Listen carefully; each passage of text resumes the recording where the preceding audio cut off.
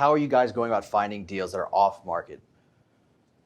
Sure. So in our case, most of our deals actually are on market in some capacity and not necessarily given to the broader market, but they all go through brokers. When you're playing with deals this size, most owners, at least at the scale that we play at, which is usually 150 units and larger, upwards of 500 units in a single deal, right?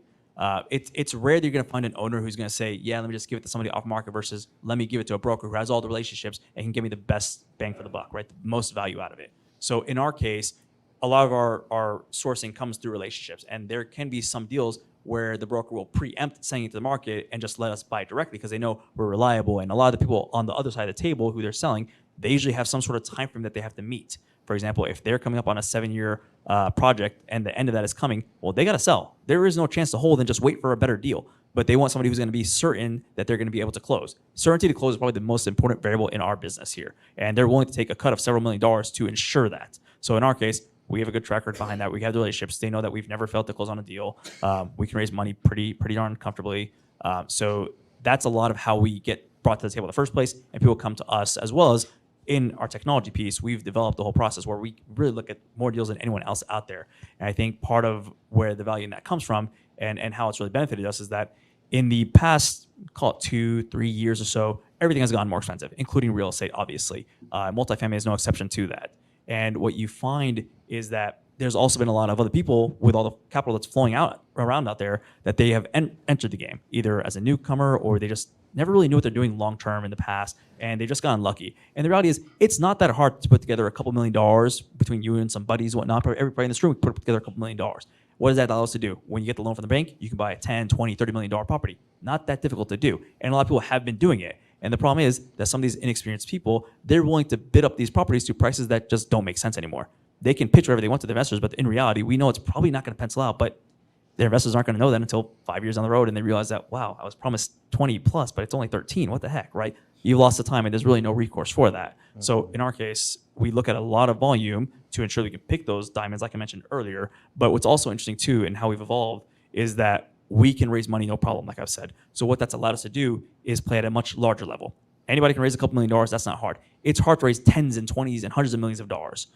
So what that's allowed us to do is play at a much larger level. We used to look at smaller deals, right? But the problem is most of those just don't pencil in because the prices are too high. At these bigger levels, 50 million and above, let's call it, it's very quiet. There's not a lot of players. The only real competition at that level are going to be usually more institutional-based people, right? Folks who, generally speaking, they know what they're doing.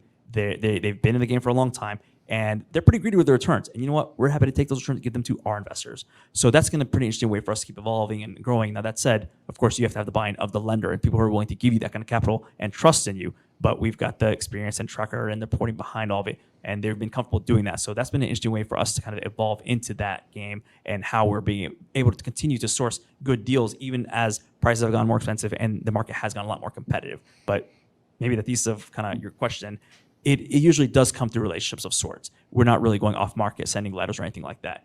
It may be possible, but I think that's probably going to be, 100 units of lower, if you will. That's probably the max I can imagine would be most common in this game. But anything above 150, it's probably going to go through a broker. Okay. And Chris, with fix and flips, how do you go about finding the properties that are most attractive for you, kind of in the markets that suit, kind of your parameters for your investments? So personally, I'm not looking for fix and flips, but anymore. I'm looking for collaborative partners, folks like Disrupt, that we can work with and provide a good return for our investors. But I do work with a lot of single-family investors still, and ultimately, it all revolves around communication. How are you communicating with your target audience to tell them about what you have? So if it's a good fit, you can do business with them. And ultimately, it's going to revolve around some form of marketing and branding. Now, the good thing for real estate investors with a potential real estate slowdown, or it is slowing down to a slight degree, and we'll see what happens going forward, is as inventory rises, it should add a little bit more inventory for us all to play with, right? But ultimately, you're going to have to communicate with that other side and share your service with them. With single family, most of that is off market. It doesn't have to be off market. I was talking with Haley before this started, and she was talking about, and I don't know if it was on market or off market, but she was just saying there was a unique thing on why a property wasn't selling, and they were able to make it work for them, but it didn't work for everyone else, and they got a great investment property out of it. So that's ultimately how it is, whether that's through direct mail, through I hate to mention cold calling, cold texting, because you got to be careful with that kind of stuff. But pay-per-click, organic content, TikTok, YouTube, knocking on doors, all of them work. All of them don't work. It's all a matter of knowing your numbers, knowing your KPIs, following through, having a good sales process.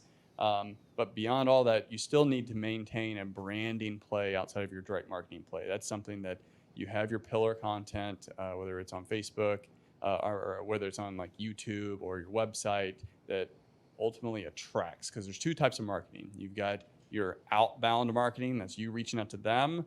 That's mostly going to cost you in time or money. And then you have your evergreen marketing, which is something that you can put out there once, but constantly provides leads, provides folks coming to you. And I do that personally through specifically YouTube and blog content. And I transcribe my YouTube videos into text, which makes it searchable on Google. So we have a constant amount of leads.